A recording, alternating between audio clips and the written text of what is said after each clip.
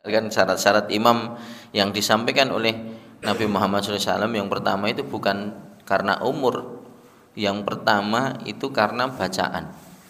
Ya, bacaan sholatnya bagaimana? Yang sesuai dengan yang diajarkan Rasul. Ya, kalau Qurannya ya sesuai dengan makhrajil huruf.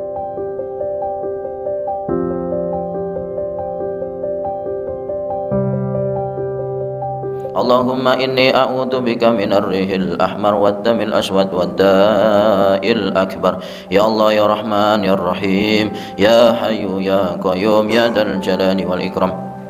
Wabil khusus kepada Bapak Ibu donatur Masjid Darul Ilmi, wabil khusus kepada takmir Masjid Darul Ilmi, wabil khusus kepada Bapak Krisna dan keluarga, wabil khusus kepada Muas Turyono dan keluarga, wabil khusus kepada Ibu Yuni Setia dan keluarga.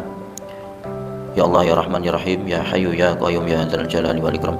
Ya Allah, semoga Engkau senantiasa meridhai dan menerima sedekah infak yang sudah dikeluarkan ya Allah, serta limpahkan keberkahan dan rizki pada keluarganya ya Allah, serta Allah semoga Engkau melindungi keluarganya dari segala keburukan ya Allah, dijadikan anak-anaknya menjadi anak yang solih dan solihah ya Allah. Semoga Allah Subhanahu wa taala memudahkan segala urusan kita ya Allah ya Rahman ya Rahim. Bismillahirrahmanirrahim. Assalamualaikum warahmatullahi wabarakatuh. Alhamdulillahirabbil alamin. Alhamdulillahilladzi arsala rasulahu bil huda wa dinil haq liyudhhirahu 'alad dini kullihi wa kafa billahi syahida. Asyhadu an la ilaha illallah al-malikul haqqul mubin wa asyhadu anna Muhammadan abduhu wa rasuluhu shadiqul wa'dil amin. Allahumma salli ala Muhammad wa ala ali Muhammad kama shallaita ala Ibrahim wa ala ali Ibrahim wa barik ala Muhammad wa ala ali Muhammad kama barakta ala Ibrahim wa ala ali Ibrahim fil alamin innaka Hamidum Majid. Wa qala Allah ta'ala fil Qur'anil Karim, a'udzu billahi minasyaitonir rajim. Ya ayyuhalladzina amanu taqullaha haqqa tuqatih wa la tamutunna illa wa antum muslimun. Wa qala ya ayyuhan nasu taqu rabbakumul ladzi khalaqakum min nafsin wahidah wa khalaqa minha zawjaha wa batha minhuma rijalan katsiran wa nisaa'a wattaqullaha alladzi tasaaluna bihi wal arham innallaha kana 'alaikum raqiba. Ya ayyuhalladzina amanu taqullaha wa qulu qawlan sadida yuslih lakum a'malakum wa yaghfir lakum dhunubakum wa man yuti'illaha wa rasulahu faqad faza fawzan 'azima. Allahumma la sahla illa ma ja'altahu sahla wa anta ja'alul hasna idza syi'ta sahla. Rabbi shrah li sadri wa yassir li amri wahlul 'uqdatam min lisani yafqahu qawli. Ma'asyiral muslimin, jamaah salat maghrib yang insyaallah dimuliakan Allah. Yang pertama dan yang paling utama, mari kita senantiasa memuji kepada Allah Subhanahu wa taala, bersyukur atas segala nikmat yang diberikan kepada kita semuanya, terutama nikmat iman, nikmat Islam dan kesehatan. Kesempatan pada sore hari ini alhamdulillah kula panjenengan sami tasik diparingi kesempatan oleh Allah Subhanahu wa taala untuk bisa beribadah ya dengan nyaman, dengan tenang, dan insya Allah mudah-mudahan pada sholat jamaah maghrib kita mudah-mudahan Allah Subhanahu wa taala menerima. Yang kedua, sholawat dan salam semoga tetap tercurah kepada baginda Rasulullah Nabi Muhammad sallallahu alaihi wasallam, pada keluarganya, kepada sahabatnya, dan semoga kita semuanya senantiasa berpegang teguh kepada sunnah-sunnah beliau, mengamalkan sunnah-sunnah beliau, dan berusaha belajar Ya, mudah-mudahan dengan niat baik ini Allah Subhanahu wa taala menuntun hati kita, ya, yang nantinya kita mendapatkan pertolongan dari beliau. Amin ya rabbal alamin. Ma'asyiral muslimin, jamaah salat maghrib yang insyaallah dimuliakan Allah. Alhamdulillah di libur panjang, ya. Bagi yang libur Pak, ya. Saya juga enggak libur, ini yang libur anak-anak ini, ya. Tapi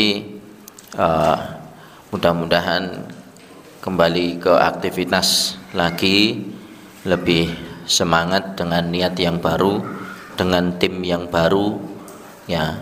Barangkali panjenengan juga yang tidak libur, nah, mudah-mudahan semuanya masih dalam keadaan sehat. Amin. Masyaallah muslimin, kita melanjutkan di kesempatan yang sudah panjang, sudah terlewat 2 bab. Dahulu sebelum saya membahas tentang bab jenazah, ya, sudah selesai. Kemudian masuk kepada kurban kemarin karena memang momen itu. Ini pertemuan pada malam hari ini saya melanjutkan, ya, tentang masalah sholat. Ya, ini tandanya masih ada itu. Mudah-mudahan bisa istiqomah sampai menyelesaikan fikih kontemporer yang dituliskan oleh Syekh Abu Bakar Jabir Al-Jazairi. Pada kesempatan sore hari ini kita sampai tentang rukun dalam sholat. Ya, kita mengulang saja, gitu kan. Kemudian ada fardu dalam sholat, yaitu adalah berdiri ketika sholat fardu bagi yang mampu. Nah, ini keterangannya, ya. Kalau di kitab yang lain biasanya ya adabnya sholat ya berdiri, tapi tidak ada tambahan bagi yang mampu, gitu kan. Nah, ini memang banyak sekali yang saat ini mungkin ada masalah, ya, dengan kesehatan. Barangkali dengan kondisi ini yang mengharuskan kaum muslimin, ya, sulit untuk menjalankan sholat dalam berdiri. Mungkin sampai di jamaah itu yang belum tahu, ya. Kemarin ada yang mengatakan, boleh enggak kita mengambil ini, karena kiai sepuh gitu, tanya, saya nek berdiri lama-lama itu apa, hayup-hayupen apa nih, ajeng jatuh, mau jatuh, gitu kan. Ya mungkin alternatifnya bisa duduk, ya, duduk, mungkin tidak berdiri, atau duduk dengan alat bantu, ya, bisa memakai kursi dan yang lainnya, ya. Apakah boleh memakai tongkat? Ya, jikalau itu memang bisa menolong untuk tahan dia berdiri, ya, boleh saja, ya, tidak ada masalah, ya.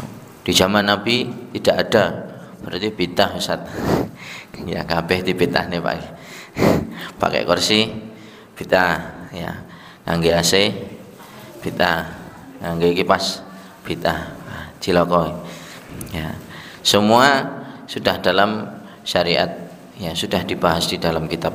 Tidak sah sholat fardu yang dikerjakan sambil duduk dalam kondisi mampu berdiri. Nah, ini wa qumu lillahi qanitin, berdirilah untuk Allah dalam salatmu dengan khusyuk. Nah, ini surat Al-Baqarah. Wa qumu lillahi qanitin. Jadi orang yang mereka boleh mengambil rukhsah ini mereka yang betul-betul tidak mampu. Kalau berdiri mungkin bisa berbahaya, jatuh, ya, tidak kuat menahan beban dirinya sehingga bisa membahayakan, ya. Bagaimana, ini pernah ada yang bertanya loh, dalam kondisi demikian, nah kalau imamnya duduk bagaimana Pak Ustadz? Saya ini pernah bertanya waktu di dalam fikih itu. Maka di dalam fikih itu ketika imam itu dalam kondisi tidak bisa menjalankan rukun-rukun yang ada di dalam sholat, maka makmumnya juga mengikuti. Itu jadi maka sebaiknya ketika orang yang menjadi imam itu ya sebaiknya mereka yang mampu sesuai dengan syarat sah dan rukun sahnya. Ya, inilah sebabnya. Dan itu sing paling sepuh ki Mbak. Biasanya kalau di dalam ya pernah saya camp tahfidz di Kemuning itu kan. Jadi masjidnya itu napa niki? Imam rawatib malah itu. Ya ini sepuh. Ya. Jadi kondisi ini susah untuk apa jenenge? Ya intinya menjalankan rukun di dalam sholat itu susah. Yang lain nggih Allahu Akbar. Loh, ini kok imamnya seperti ini. Anu Pak, niku sing imam paling sepuh ten mriki. Ya sing nom-nom teng pundi? Oh, sing sepuh kene imam. Ya, tidak mampu sempurna untuk menjalankan rukun sholat. Nah, ini menyulitkan makmum. Harusnya yang demikian ya saling menyadari. Sing regenerasi yang muda memahamkan bahwa ini jadi di dalam ibadah itu ada ilmu. Ya. Mestinya yang sepuh ngoten nggih harusnya nggih menyadari ya. Kemudian ya karena memang tidak semua di apa namanya lingkungan itu kadang-kadang imam ya sing paling sepuh dhewe ya. Kemudian kan harapannya napa? Masuk Islamnya lebih dulu. Padahal kan syarat-syarat imam yang disampaikan oleh Nabi Muhammad SAW yang pertama itu bukan karena umur, yang pertama itu karena bacaan. Ya, bacaan sholatnya bagaimana? Yang sesuai dengan yang diajarkan Rasul. Ya, kalau Qurannya ya sesuai dengan makhrajil hurufnya. Kemudian kalau yang ada yang hafalannya juga banyak, paling banyak diantara. Maka di zaman Nabi itu yang menjadi imam syarat itu ditanya. Biasa mereka bertanya, hafalannya berapa? Oh, saya sudah 14 surat ya. Yang satunya, oh ini 15. Oh, yang 15 berarti menjadi imam. Kemudian tidak hanya banyak hafalannya, toh juga banyak hafalannya, juga banyak ketika membaca itu sesuai dengan makhrajul huruf yang benar. Ya, tajwidnya benar. Intonasinya benar. Karena banyak, Pak. Ya, saya menjumpai rekan-rekan yang di beberapa wilayah itu mereka yang katanya khatam Quran, hafal, tapi bacaannya masih kurang. Ya, ketika untuk imam itu masih kurang. Ini akan berpengaruh pada makmum. Ya, bacaannya enak itu kan, sound mic-nya sudah enak, wiji dirasani Pak. Ya, pemeneh ora enak itu kan, tambah ora enak kabeh itu kan. Ya, jadi akan berpengaruh. Bacaan imam itu akan berpengaruh menjadi khusyuknya ketika orang sholat. Wong sing macane apik wae kadang-kadang tesik memikirkan hal yang lain. Kerjakanlah sholat dengan berdiri. Jika kamu tidak mampu, maka kerjakanlah dalam posisi duduk. Jika tidak mampu, ya, maka kerjakanlah dalam posisi berbaring. Ya, ada di hadis yang lain itu sampai berbaring, berbaring pun mboten pripun Pak Ustaz. Niki ada. Ya. Orang yang tidak mampu menggerakkan anggota badannya kecuali berkedip, bahkan berkedip macam pun susah. Lalu ada bagaimana yang demikian? Ini maka jumhur ulama mengatakan kalau dia masih sadar, artinya masih bisa menangkap, ya, dia masih bisa mendengarkan azan, masih tahu ini jam berapa, maka dihukumi apa? Wajib. Ya, maka kula panjenengan sami yang paham tentang hal ini, karena beberapa waktu saya meru'yah seseorang itu mereka tidak mengerjakan sholat karena di dalam tubuhnya itu ada sakit. Ya, saya katakan tuh ada satu pasien ru'yah itu sakit sampai 8 bulan Pak. Yang waktu itu saya ceritakan ya, 8 bulan. Jadi kalau dipakai baju ngeten iki nempel.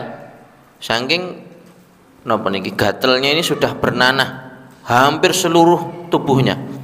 Ya, jadi saya ke sana itu ngapunten nggih. Dia hanya pakai napa istilahnya itu celana pendek banget itu, ya itu namanya celana pendek. Ya, bahkan lebih pendek. Ya, mau tidur susah, mau makan susah, itu kan. Saya cuma bilang, "Bapak sudah sholat?" Karena saya ke sana habis ba'da isya. Ya, belum. Saya pun kula pun mboten sholat pun hampir setahun. Lah nopo? Nah, awak kula niki kabeh najis Pak Ustad, enten nanai sedanten. Kula nek sholat nggih mboten mungkin kula saged sah. Lah ini keterbatasan ilmu kita. Ya. Padahal apakah demikian? Allah Maha tahu gitu kan. Tapi yang membedakan niatnya, ya. Waktu itu nggih kula matur, tapi niki kula ru'yah, ya. Kula purun ru'yah. Tapi jenengan salat isya rumiyin. Ya, semampune jenengan pripun. Nanti waktu itu karena badan yang paling parah itu bagian tubuh, depan, belakang.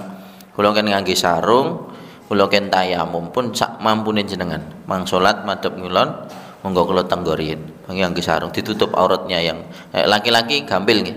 Jadi sampai dari pusat sampai lutut, ya dia pakai sarung ke segini udah insyaallah sudah bisa. Lah kula mosok mboten ngagem anu napa niki mboten ngagem pakaian Pak Ustaz. Pun nek mampune ngoten nggih, ngoten niku mawon mboten napa-napa. Jenenge penting jenengan niat ikhlas ya menjalankan perintah Allah ya dengan semampunya. Alhamdulillah Pak, bismillah saya hari pertama, kedua, ketiga 3 hari berturut-turut nggih. Saya 3 hari, Rabu, Kamis sama Jumat itu. Alhamdulillah saya juga pas libur di rumah gitu. Saya ru'yah ya 3 kali saya ru'yah itu muntah terus. Ya di hari yang ketiga pun pokok jenengan lepaskan napa jimat-jimatin jenengan. Jadi ya salat ya nganggo jimat. Jadi napa tukang penebang pohon itu Pak.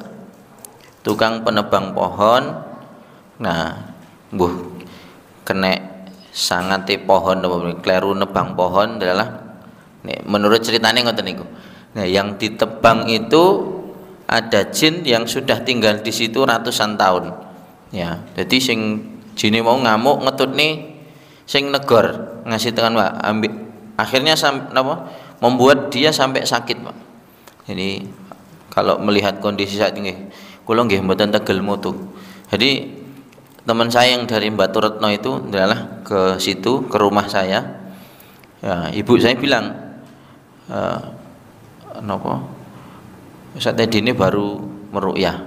Nusul kula, Pak. Niku mboten kuat. Nusul kula, ya, Assalamualaikum, diantar sama kakak saya ke rumah. Ini karena dekat dengan rumah yang ada di Wonogiri. Itu melihat pasien yang saya ruqyah itu mboten tegel, Pak. Saya aja pakai napa jeneng ini. Karena saya juga enggak bawa sarung tangan gitu. Saya pinjem plastik. Nek dituruti mukok, kula mukok, Pak.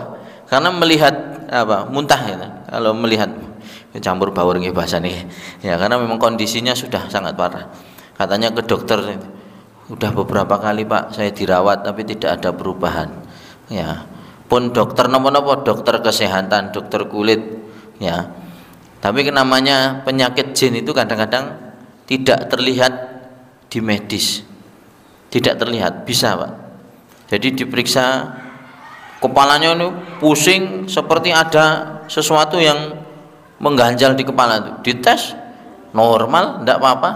Kejadian ini ya, kemudian setelah ya betul-betul diruqyah, wah ini nek sing guno-guno. Kadang yang dilarang di dalam ruqyah itu adalah suudon kita, ojo-ojo ini saingan kerjanya dhewe Pak ya, guno-guno ya. Kadang-kadang nek wis wong sudah usahanya lancar itu terus gawe kita berprasangka baik, ya Allah jenengan ngirim ke penyakit dumateng kula pun kula pasrah panjenengan, yakin panjenengan sing nyembuhke pun sembuh dengan lantaran ruqyah ya. Ini saya juga kadang-kadang tidak percaya dengan ini mosok di ini, tapi setelah di ruqyah mampu jin itu menutupi penyakit di dalam tubuhnya, mampu Pak ya. Habis setelah di ruqyah alhamdulillah, oh ini ternyata ada apa namanya itu di apa namanya di kepalanya itu kayak semacam bengkak atau penyumbatan gitu. Kalau bilang penyumbatan, setelah ketahuan dioperasi, ya itu bisa. Ya. Kemudian dua, ya, masuk tentang niat, ketetapan hati untuk melaksanakan sholat tertentu. Jadi sholat kok nganti mboten sadar, ini rata-rata sholat asar lali, aku mau sholat asar apa durung ya. Ya, berarti pas sholat mau pikirannya kemana-mana. Imamnya salah, belakang imam yo kaget, iki mau sing bener kaat. Berarti imam karo mburine padha-padha ora konsentrasi, no, bahaya ini. Makanya kan Nabi mengatakan yang paling berhak menjadi imam ini salah satu syaratnya, dia yang paling fasih, bacaannya yang paling banyak hafal. Nah, di belakangnya ini dia orang yang nomor dua. Ya, harapannya apa? Ketika seseorang imam tadi lupa, salah atau ragu-ragu dalam sholatnya, yang belakang imam ini bisa. Ya, ini saya pernah di mana Masjid Polokarto, ya. Waktu puasa itu biasanya di sana satu malam tuh 1 juz, Pak. Kalau misalnya puasa hari pertama, ya berarti juz 1, hari kedua juz 2. Nah, waktu itu mungkin saya dapat juz 24 atau 25 gitu. Pokoknya ini pas iktikaf gitu. Nah, alhamdulillah saya sudah mendatangkan ini hafid-hafid dari pesantren ini, semuanya libur. Jadi 10 orang yang di belakang saya itu orang hafid Quran semua, Pak. Ya, ya. Padahal kan kalau ini masih muda-muda, ya mungkin baru lulus SMA, baru Mahat Ali gitu kan. Apalannya sih jos-jos nih, masih dalam anget nih kondisinya. Bahasa saya itu apalannya itu saya anget. Imam itu tidak terasa nih, badan saya itu napa jenenge keringetan nih, sampai padahal asinan itu adem ngeten iso keringetan, Pak. Soalnya apa mikir iki wis metu tuwa gitu kan. Ini rahasia aja nih. Nek nganti keliru, waduh, ya isin banget ini ya. Saking hati-hati akhirnya timbul. Biasanya nggih mboten sampai seperti itu karena ada yang nyemak belakang, dia bilang, "Ya, ini alhamdulillah di belakang Ustaz ini ada 10 santri ya dari Mahat Ali, ada yang juga lulusan SMA, semuanya hafal Quran Ustaz. Alhamdulillah." Gue nek sing bener ke batin kula nih. Wah, iki nek nganti oke. Salah ya. Masya Allah, itu kadang-kadang menjadi ujian tersendiri buat para imam gitu kan. Kemudian setelah niatnya jelas. Ada yang bertanya, kalau fenomenanya ini terjadi sebelum subuh. Nah, sebelum subuh itu kan dijanjikan Allah Subhanahu Wa Taala jangan sampai kita meninggalkan sholat yang namanya sholat witir, walaupun dalam kondisi apapun. Ya, kalau sudah larut malam bagaimana?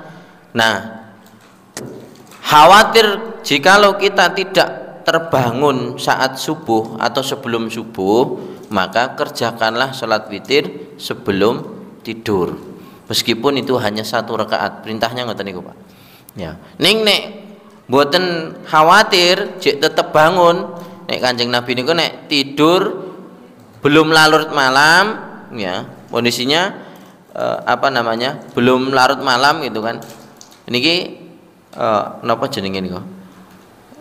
Tangane nyen ngapunten ditindai gitu kan. Tapi kalau enggak napa niki telapak tangannya itu nek beliau tidur belum larut malam mboten ditindai ngeten, Pak. Hanya untuk ganjel biasa atau di depan gini. Tapi nek beliau tidur dalam kondisi sudah larut malam, ya, ini tangan beliau ini ditindai, Pak. Nah, ini ada yang menjelaskan di dalam sirah Nabi Nabawi itu mengatakan gitu. Lah kok bisa seperti itu, Ustaz? Nek tidurnya larut malam, misalnya biasanya tidur itu jam 9, jam 10 sudah tidur, itu belum larut malam itu. Tapi kan sesekali seseorang itu tidur larut malam, kadang jam 1, setengah 2. Ya, ini santri-santri itu mboten digugah genah 12, Pak niki. Ya, terus nanti orang gugah wis melu kabeh ora subuhan itu kan. Ya. Tapi ada. Nah, ini mboten sudah larut malam ditin. Tujuannya apa? Kajenge ya, ini kan mboten betah nih sampai 2 jam geringgingan gitu. Jadi nanti akan terbangun. Selain kita melakukan adab-adab sebelum tidur, wudu itu kan, kemudian bersuci, membersihkan tempat tidur, berdoa dan sebagainya. Ya, itu adab yang ditindai. lari-lari ora wis sak mapan-mapane wong ngaji wae turu Pak nggih.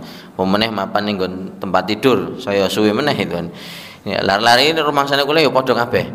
Tidur jam 09.00 ya kebablasan, turu jam 2 ya kebablasan gitu. Jadi ya padha-padha kebablasan. Ya ada beberapa santri sing sudah bangun alhamdulillah.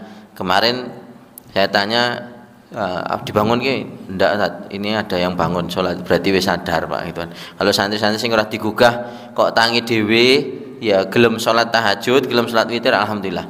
Kemudian ketika kita datang ke masjid apa yang dilakukan ya sholat tahiyatul masjid tergantung melihat waktu.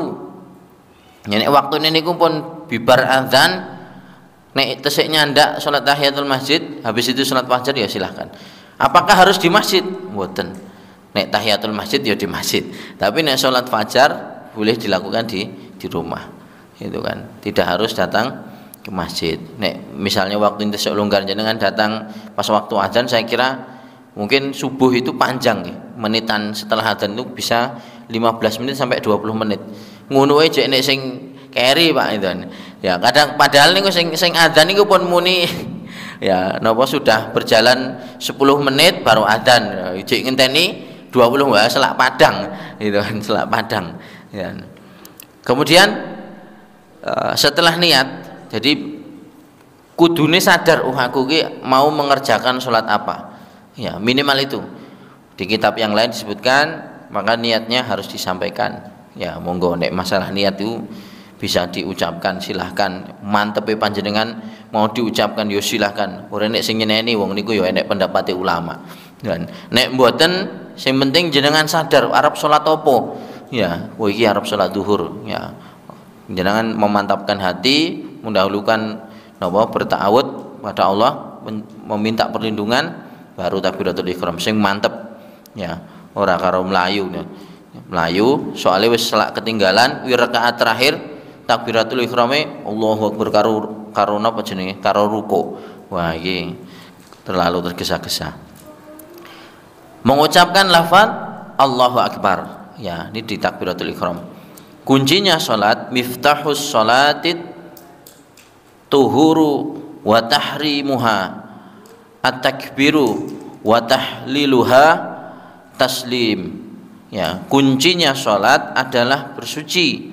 Pembukaannya adalah takbir, yaitu mengucapkan Allahu Akbar, dan penutupnya adalah taslim, ya, mengucapkan salam. Ya, ini wow. Kemudian membaca surah Al-Fatihah sebagaimana biasanya. Ya, ada pertanyaan di sini. Mengikuti imam yang mengucapkan membaca Al-Fatihah misalnya di sholat-sholat jahar ya, sholat subuh misalnya. Pertanyaannya biasanya yang sering terjadi di sini, apakah makmum masih harus membaca surah Al-Fatihah? Ya, ini sering kebingungan. Nek wis melu imam sholat maca Al-Fatihah, apakah makmum juga masih harus membaca Al-Fatihah? Ada hadis yang menyampaikan di sini, kalau seandainya imam memberi kesempatan untuk membaca Al-Fatihah, maka dibaca. Kapan waktunya? Ketika imam ghairil maghdubi alaihim waladdallin amin. Biasanya ada jeda di situ. Jeda di situ maksudnya imam itu bagi makmum yang tadi mungkin ketinggalan takbiratul ihram, maka harus menyempurnakan bacaan Al-Fatihah. Tapi kadang-kadang imam sakniki ora sadar. Termasuk kula kadang-kadang wis pokoke bar waladhdallin amin ndang disaut maca ayat utawa surat ya. Tapi ini semestinya kalau di di perdebatan ulama, di jumhur ulama itu walaupun enek sing maca napa mboten tetap harus memberi jarak antara waladhdallin amin dengan membaca surat. Jadi harus memberi jeda sebentar. Ya, jadi maca Al-Fatihah saat ini kan bismillahirrahmanirrahim alhamdulillah paling ya berapa detik ya, 30 detik mungkin. Ya, engko bagi makmum yang tidak terbiasa di belakangnya subhanallah, imam kok meneng ae ora maca. Ya, ndrekane lali, Pak. Ya, bisa terjadi yang yang terlalu lama kadang-kadang. Ya, ini mboten sabar. Ya.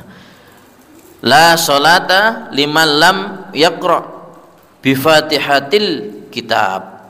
Tidak sah salat seorang yang tidak membaca surah Al-Fatihah. Berbeda ketika salat bersama imam. Nek pun maca kalih imam, nek kula golek pendapatnya sing mayar mawon. Ya, berarti wis diwakili imam yang jahar. Jadi tidak perlu membaca Al-Fatihah selama salatnya tidak tertinggal. Nek salatnya tertinggal kan Al-Fatihah mboten sempurna. Tapi pendapat ulama yang lain, sing penting niku salat jamaah ana imame meh ketinggalan apa ora niku termasuk ya wis sah. Oh, penak pendapatnya. Jadi nek pas kesusu nganggo pendapat sing ketiga, nek ora kesusu ya nganggo pendapat sing pertama. Ya jadi ora oleh Pak nggih. Mau imam madzhab sing pundi? Ya, kalau memang dari awal kita mengikuti madzhab Imam Syafi'i, dari semua hukum ya harus ikut, konsisten. Orang kok wudune melu madzhab Imam Malik, ya bareng poso melu madzhab Imam Syafi'i. Golek sing penak ae. Gitu. Jadi sing penak-penak to mboten harus konsisten. Kalau kita mau mengikuti tulisan kitab madzhabnya Imam Malik dari semuanya, ya semuanya diikuti, ya. Jadi sholatnya ya napa seperti sholatnya Imam Malik, Al-Fatihahnya seperti semuanya dari apa yang dilakukan harus mengikuti beliau. Ya, kula panjenengan sami iki nak setengah-setengah Pak nggih. Melu pokoknya nek pomone wudu, ya melu madzhab Imam Malik. Golek sing cepet ae, ya. Rasa nganggo kumu, rasa nganggo epek-epek, langsung raup tangan, ya. Bareng buka puasa melu madzhab Imam Syafi'i. Wis cepet ya lucu itu kan. Namun membaca Al-Fatihah itu tidak berlaku bagi seorang makmum di belakang imam. Niki pendapat Syekh Abu Bakar Jabir Al-Jazairi, ya. Dengan jahar karena kewajibannya adalah mendengarkan bacaan imam. Jadi khawatirnya niki sering terjadi imam maca mburi nirokke Pak nggih. Alhamdulillah saya sering lihat kondisi Pak. Maos ida ja'ar mburi nek sing nyaut Pak. Kelas 2, kelas 3 wal fat kene urung wae wal fat marai kleru Pak. Ya, mburi wis nyauri napa niku? Wa ra'aitan nasa yadkhulu. Jadi nyalip imame bacaane niku. Ya, ditena nang rakaat kedua terokno ya. Hamim, ayo dirokne. Baik, imam kadang-kadang ya napa? Atine ini ya mboten saged tertata. Jadi ndak boleh ngoten niku Pak nggih. Nah, sing pertama diterokne ya mergone maca ayat-ayat pendek. Jajal sing rakaat kedua terokno pangga iso gitu. Ya, kadang-kadang itu. Tapi kita melihat kondisi sesuai dengan anjuran Rasulullah. Ya memang salatnya salat maghrib jangan dibalik-balik. Salat maghrib maca al-infitor, ya. Salat isya anas, aku balik. Dan padahal waktu yang pendek yang dilakukan Rasul ketika salat maghrib itu bacalah bacaan dengan ayat yang pendek atau surat yang pendek, ya, sehingga tidak membebani seseorang ketika mau beraktivitas. Hanya salat isya, waktunya panjang, tidak khawatir akan kehabisan gitu. Maka yang dilakukan Nabi panjang. Ya, ini seperti yang dilakukan oleh Mu'ad bin Jabal. Salat podo persis karo bacaannya Rasul. Ya, jadi Mu'ad ini nek salat bersama Rasulullah posisinya itu dekat dengan Nabi. Mbuh niku pas burine napa sebelah kan pokoknya dekat sekali. Jadi napa mawon sing diwaos Nabi niku diapalne. Oh, Nabi kae pas salat isya kae macane Al-Baqarah, Ali Imran, An-Nisa. Wah, aku ya nerokke. Hadi sing pas Mu'ad mulih ning kampung, ya santri-santri aja ngono ku ya. Ku nek mulih kowe maca An-Naba beh salat subuh wong tuwa-tuwa ning mburi pegel kabeh boyoke gitu. Sesuk ora salat nang masjid gorong-gorong mbok imami gitu kan. Jadi mulih sampai berita protesi jamaah Mu'ad niki sampai ke terdengar oleh Rasulullah SAW. Wah, kula mboten cocok ya Rasul. Nek dimami Mu'ad iki lara kabeh awake. Ya, dawane ra urung-urung. Ya, rakaat pertama batal salat dhewe kek wis dadi mulih gitu kan. Misale, ya. Bandi jumhur ulama ini banyak mengatakan, ya, paling tidak kita harus mengetahui kondisi makmum. Ya, makmume cah pondok ora apa-apa maca anabak itu. Makmume masyarakat umum kok umure rada sepuh-sepuh. Wis idazul wis cukup gitu kan. Aduha wis paling dawa, aduha wis nek macane kudu cepet, nek pomone alun-alun wis diprotes. Sesuk aja neh Mas, liyane. Ya, misalnya gitu. Saya pernah di daerah Simo gitu. Enak banget, Pak. Pripun Pak niki salate, Pak? Wah, kula nunggu wau kedawan padahal kula pendek. Nek saged binjing niku sing rada endek meneh. Wah, meneri alhamdulillah. Dadi salate napa niki salat nika Ramadan nggih. Salat tarawih. Surate kon deg-deg Pak. Wal asri. Wah, seneng banget kula jam 7:30 wis ngisis ya rencange cek itu. Wah, alhamdulillah kula benjing dikirim mriko mleh nggih purun ta. Seneng soalnya salate pendek. Nek saya ndek saya penak Pak sing suwi jagongane Pak. Jagongan betah nganti jam 10, salate setengah jam wis boyokan. Ya. Seneng di mriko nggih karena desa nggih. Tiang salat masjid niki kalih beto maaman ya. Puhung, enten sing beto kacang, enten sing beto pisang, enten sing beto nasi bungkus. Jadi bar salat niku darusan kalih napa niku daharan. Alhamdulillah penak banget. Salate cepet, Pak. Kesuwen ngono dilok nih. Benjing wonten ancen dawa-dawa. Dawa-dawa padahal mimosa wadduha nu kedawan, Pak. Ya kon luwih ndek neh. Alhamdulillah kula pilih langsung ora perkewuh kula inna a'taina li ila fi wal asr qul huwallahu ahad. Wis niku bolan baleni rampung. Seneng balane cepet tok ngimamine nggih. Mboten menten beban, keringetene mboten kok. Biasane mikir bal halaman iki halaman pundi awale napa ngoten niku mikir sik. Lah niku idaja alhamdulillah malah cepet ya. Apabila dibacakan Al-Qur'an maka dengarkanlah baik-baik. Wa idza quri'al Qur'anu fastami'u lahu wa ansitu la'alakum turhamun. Ya, Al-A'raf. Ini ayat hampir ayat terakhir ya. Dan perhatikan dengan tenang ya. Apabila imam bertakbir maka ikutlah bertakbir. Ora oleh disii, ora oleh ngeri. Ancaman ini Pak nggih akan dibangkitkan dari alam kubur dengan kepala ya kuda napa-napa niku. Jadi ada yang mengatakan hadis seperti itu nek disi imam, sengaja disi imam, kayak gur ngono ae angger salat kok disi terus berarti disengaja Pak niku. Utawa ngeri. Ya kula ngeri sering saya tegur pernah Pak.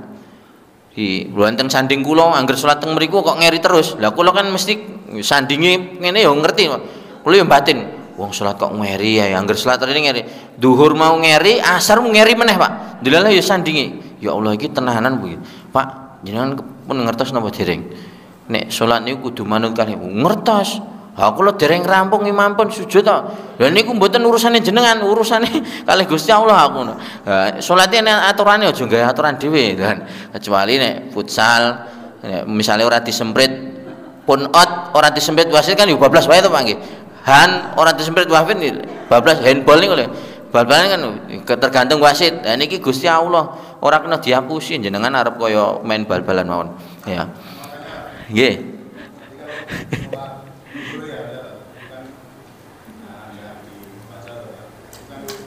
Sir.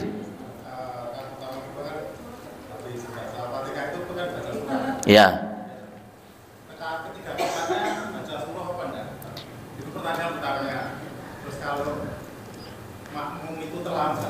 Misalnya sholat maghrib kan baca surahnya kan banyak catat ya rakaat pertama kalau dia terlambat.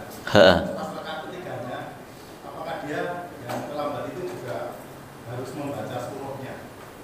Kan Al-Fatihah biasanya surahnya dua rakaat. Nggih. Rakaat pertama rakaat kedua. Iya. Kan saya baca surahnya kita baca. Iya. Al-Fatihah ya. Nah itu yang terlambat itu juga harus membaca surahnya mana? Kalau dia baru rakaat kedua usulnya ya. Nggih. Rakaat kedua kan dia surahnya cuma dapat yang pertama apa dia juga kayak sampai kita tidur kadang kan terus kalau baca surah dia dari satu Al-Fatihah dia baca Al-Ikhlas ya tetap terlambat ya Pak ya. Nggih. Surahnya sudah dibaca. Iya. Dan rakaat ketiga, rakaat 3, 4 itu apa wajib baca surah? Ya. Sebenarnya ada ya, di kitab ini ada sebenarnya. Pun ning kula rada lali niku sudah kita lewati atau belum. Tapi saya masih ingat tentang hadisnya itu. Tentang pertanyaan yang pertama tadi. Untuk sholat sir, contohnya tadi sholat duhur, ya kan maca dhewe-dhewe mangke. Al-Fatihah surat maca dhewe-dhewe. Untuk yang rakaat pertama kedua panjenengan yakin karena itu mesti enek surate itu.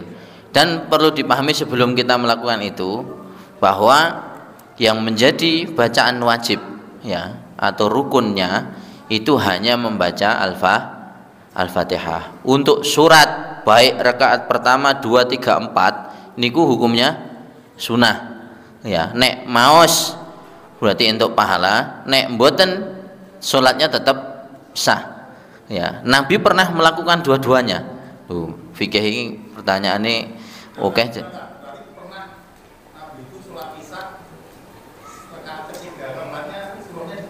Iya, Nabi pernah melakukan hal tersebut.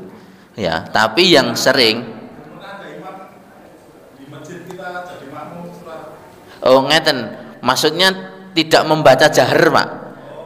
Maksudnya yang tadi kan yang sir nih, membaca surat, ora terus surat Isya rakaat ketiga keempat diunekne wis seneni Pak Lurah nggih.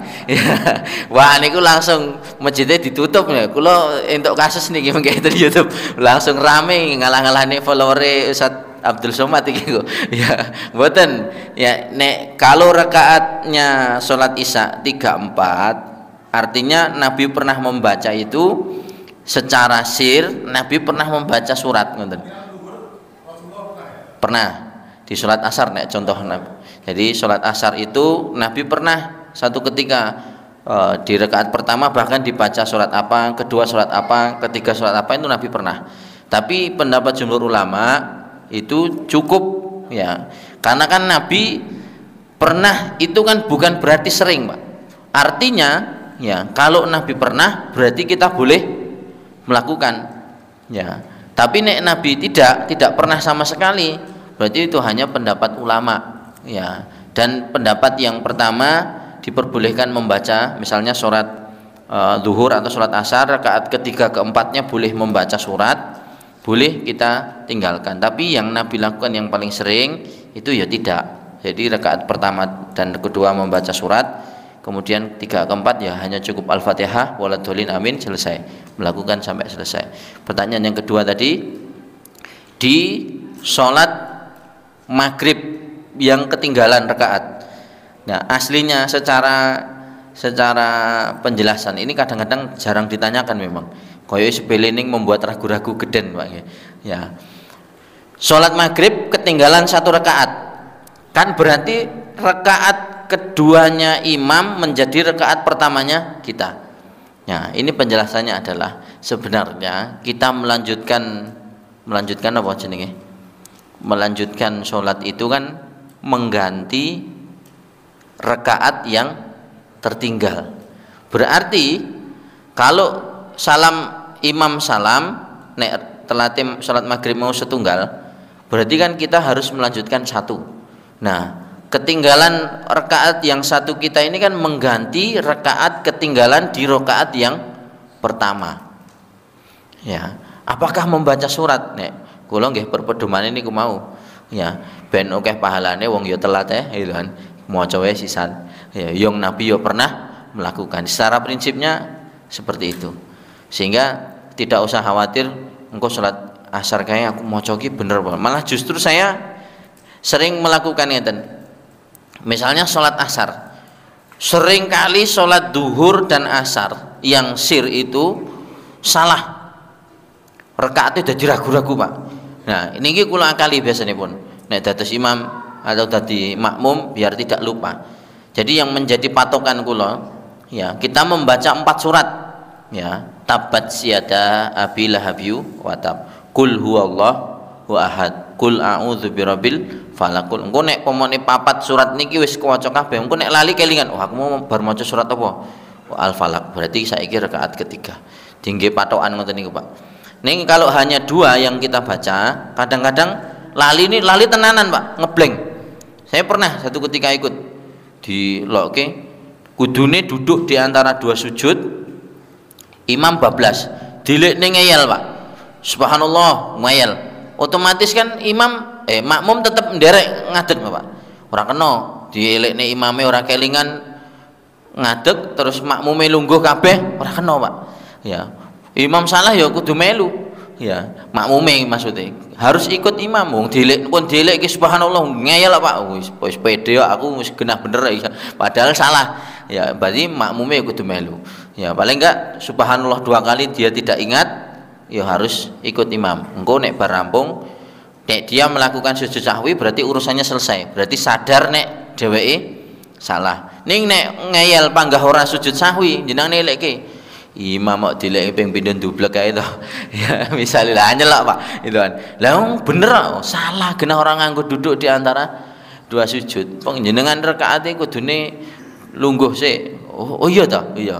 Ayo bareng-bareng ya, baru salat napa sujud sahwi. Nanti di materi berikutnya ada. Bagaimana kita melakukan sujud sahwi, bagaimana bacaannya nanti akan kita lewati. Ya. Saya lanjutkan. Kemudian rukuk. Ya, setelah i'tidal setelah napa membaca Al-Fatihah tadi, kemudian membaca surat, kemudian rukuk. Apabila imam membacanya dengan suara pelan, maka makmum wajib membacanya. Napa niki maksudnya? Apabila imam membacanya dengan suara pelan, biasanya ini yang dibaca di masjid-masjid besar, nggih.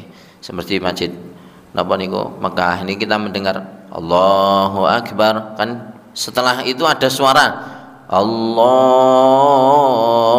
Akbar. Itu tujuannya untuk napa? Biar semua makmum yang ada di situ kedengaran. Nek riyen kan tidak ada pengeras suara, nek sekarang ada pengeras suara.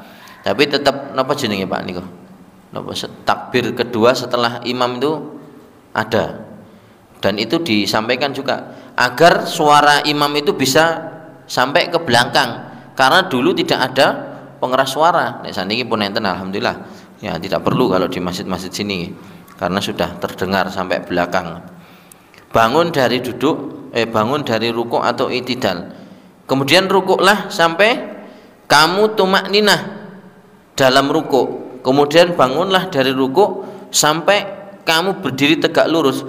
Tsummarka hatta tatma'inna raki'an. Tsummarka hatta ta'tadila qa'iman. Ya, kemudian rukuklah sampai kamu tumak ninah, rukuki sempurna. Ana sing pelit ya macane gur subhanallah. Ya, langsung tangine lha makmume keseser-seser Pak nggih. Apakah boleh? Jadi ya tidak boleh. Ya.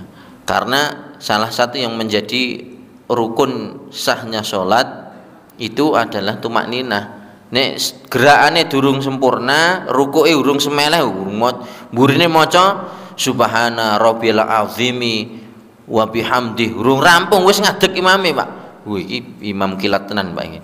Ya cepete kaya mbuh ya.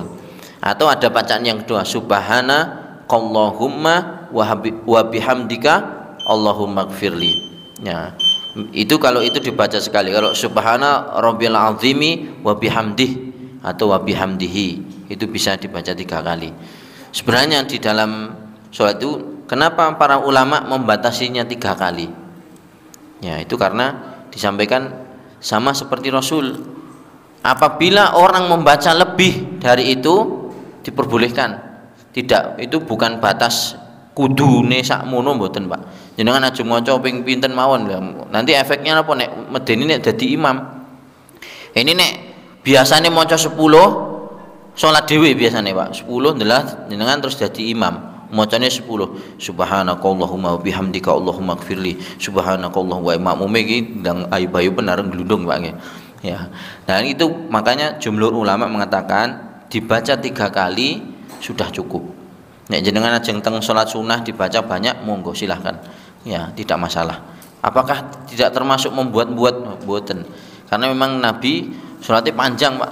Bahkan di salat napa nika? Gerhana. Kuwi kan sunahnya napa? Memanjangkan rukuk dan sujudnya. paling tidak ukurannya adalah lebih panjang daripada berdirinya. Padahal paling mboten niku nggih, salat gerhana niku macane sabbihisma rabbikal a'la niku nek ditambah al-Fatihah suwene ra umum Pak. Niku ajeng sujud subhana rabbil azim, ajeng maca ping pinten jajal. Ping akeh niku subhana rabbil azim wa bihamdi. Wong maca nek niku ukurane sabbihisma. Ada imam itu sing macane al-qamar Pak. Oh, iso glundung tenan Pak nggih. Ya, makanya paling tidak lah lebih panjang daripada memanjangkan rukuk dan sujud niku bagaimana ya Rasulullah? Paling boten lebih panjang daripada berdirinya. Pokok berdirinya 2 menit, rukuke 2 menit setengah misalnya. Gitu.